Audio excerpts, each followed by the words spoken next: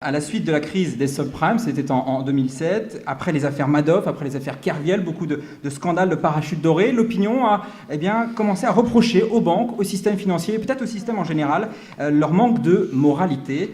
Les dirigeants politiques ont certains largement surfé sur ces scandales en multipliant les promesses de régulation du capitalisme, certains allant même plus loin en remettant en cause l'ensemble du système financier. Il y a un mot qui est très à la mode en ce moment, qui est le mot démondialisation. On y reviendra évidemment. Mais c'est vrai que 3 ans après le début de cette crise, en 2007, pour certains, rien n'a réellement changé. Les banques et la spéculation, ils ont repris leur ancien mode de fonctionnement. Et puis depuis juillet, depuis quelques mois, on voit que les marchés financiers continuent de dévisser. Un nouvel effondrement des bourses qui sème évidemment la panique sur l'ensemble de la sphère financière. Et c'est vrai que dans l'opinion publique, on pense avoir les signes on demande un petit peu les signes d'une régulation du système, avec, d'ailleurs on le voit encore aujourd'hui, en ce 15 octobre, l'émergence des mouvements des indignés. Aujourd'hui, dans 950 villes dans le monde, il y avait des rassemblements de personnes qui demandent que ça change. Je vais commencer par une première question à Hugues Lebray. En quoi, selon vous, peut-on dire que le monde de la finance est immoral ? Je dirais que dans ses intentions, la finance me paraît morale. Elle finance le développement, elle finance la croissance, elle finance les projets des uns et des autres, elle permet à chacun de faire des transactions avec des monnaies ou avec des moyens de paiement. Et je dirais même que dans les produits dérivés, elle permet de couvrir le change pour les sociétés qui exportent ou qui ont des filiales à l'étranger, ou elle permet de couvrir le pétrole pour des compagnies aériennes. Dans sa conformité, c'est plus compliqué. On a vu avec la crise du subprime que le marché résidentiel américain bas de gamme, en tout cas le marché du crédit immobilier américain, n'était absolument pas régulé. Ça passait par des courtiers qui n'étaient pas régulés comme des banques et qu'on pouvait faire n'importe quoi, prêter à n'importe qui, sans asseoir la capacité de remboursement sur des revenus, mais sur le prix d'une maison dont on sait que le marché est extrêmement volatile. Il y a des trous béants dans la régulation. L'économie est devenue complètement mondiale et on en parlera certainement tout à l'heure. Il y a des progrès gigantesques à faire, mais il y a encore des trous béants dans chaque pays domestique dans la régulation. Par exemple, le crédit automobile n'est pas régulé aux États-Unis. Vous connaissez la masse de crédit automobile. Alors ça va moins vite et moins loin et c'est moins spéculatif que l'immobilier, mais ce sont de nombre de cartes, le nombre de crédits sur un nombre de personnes qui est absolument délirant. Et en plus, si ces crédits sont syndiqués, sont saucissonnés et sont retrouvés dans des produits structurés, c'est encore plus compliqué. Et tout ça très mal régulé. Je ne parle pas de ce qu'on appelle les crédits default swap ou de l'ensemble des transactions financières hors marché. C'est plus de 50% de ces transactions. Donc, je dirais que dans la conformité, c'est très difficile de dire si c'est moral ou c'est pas moral, puisqu'il n'y a pas de règles. Il n'y a pas de règles au niveau mondial.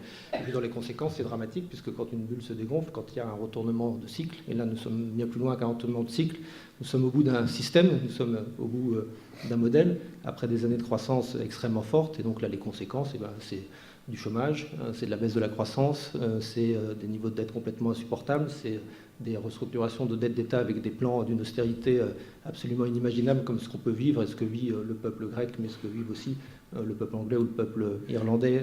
Donc c'est moins de remboursement de santé, c'est moins de remboursement de sécurité sociale, c'est moins de revenus pour les fonctionnaires, c'est moins de retraite, c'est des coupes drastiques dans les budgets des États.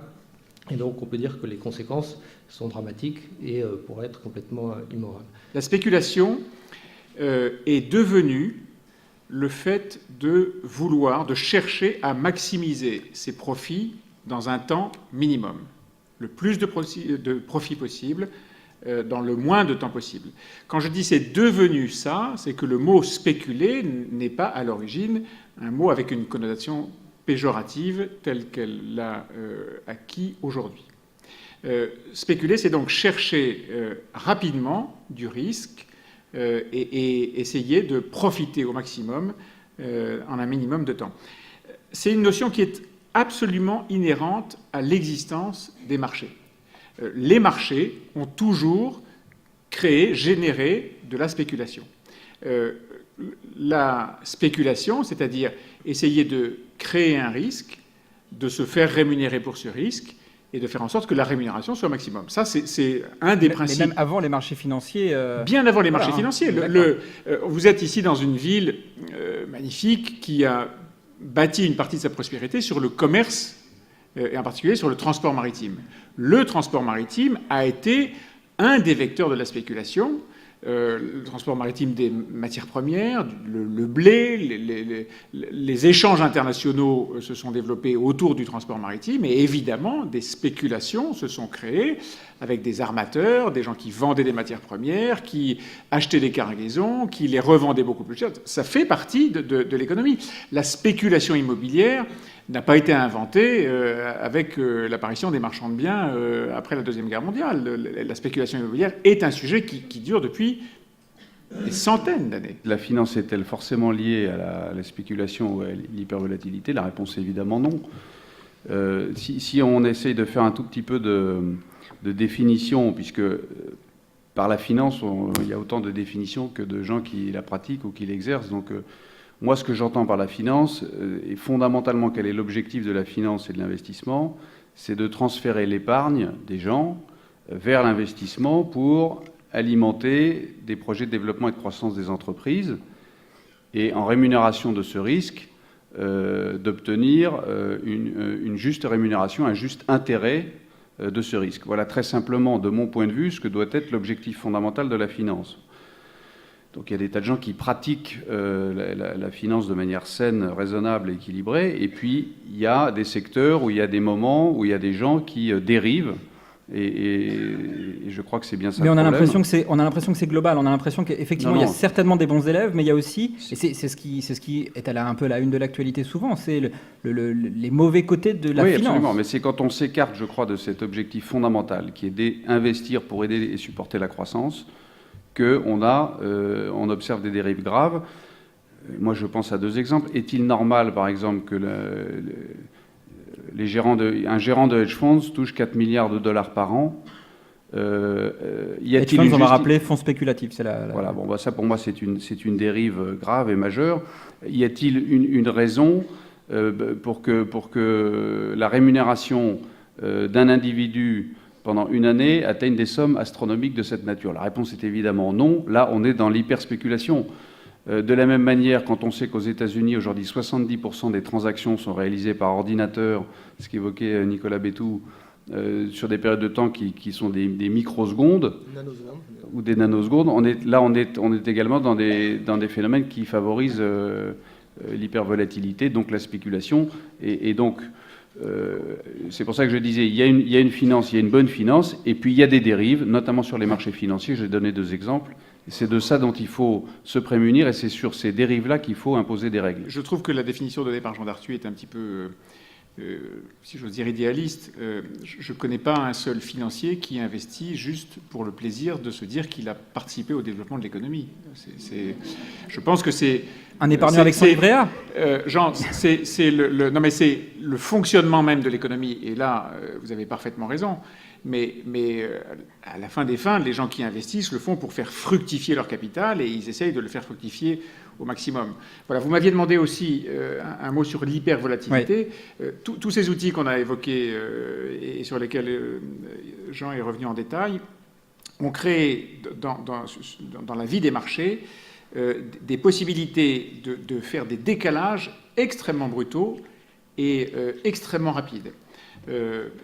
Sans rentrer trop dans les détails, vous avez vu par exemple dans la crise actuelle certaines valeurs bancaires, c'est-à-dire des actions de banque, baisser de 15% en une journée et remonter, c'est-à-dire démarrer la séance boursière à moins 15 et finir à plus 5. Des décalages comme ça étaient absolument inimaginables il y a quelques années. Ça n'existait pas. Et ceci est rendu possible en effet par la concentration d'outils technologiques, et c'est vrai que les ordinateurs sont maintenant capables de donner des ordres. On nourrit les ordinateurs de données qui leur permettent de donner des ordres d'achat ou de vente.